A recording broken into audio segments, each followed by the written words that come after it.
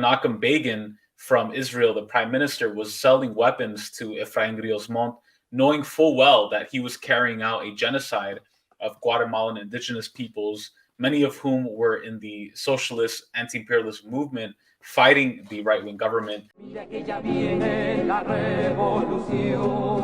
Para que se asustan será pa' mejor. Es el pueblo entero el que ya está gritando. ¡Viva la revolución! Iranian nuclear weapons development. They have turned the island into a communist hellhole. The experiment in Venezuela has failed completely.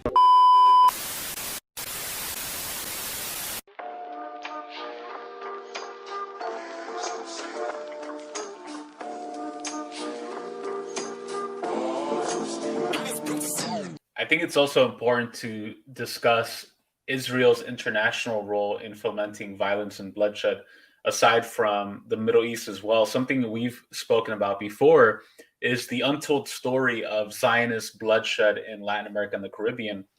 And it's something that is not really talked about. And it's not just Latin America and the Caribbean, it's also Africa and Asia as well.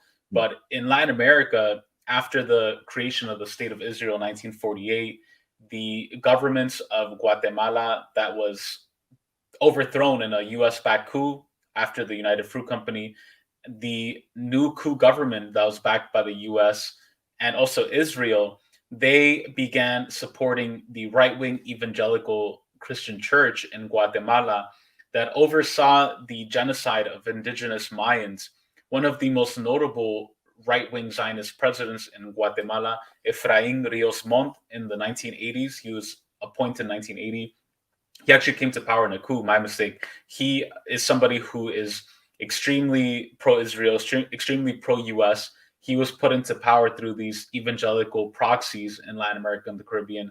And he compared the indigenous Guatemalan Mayan people to the Palestinians. He viewed them as satanic.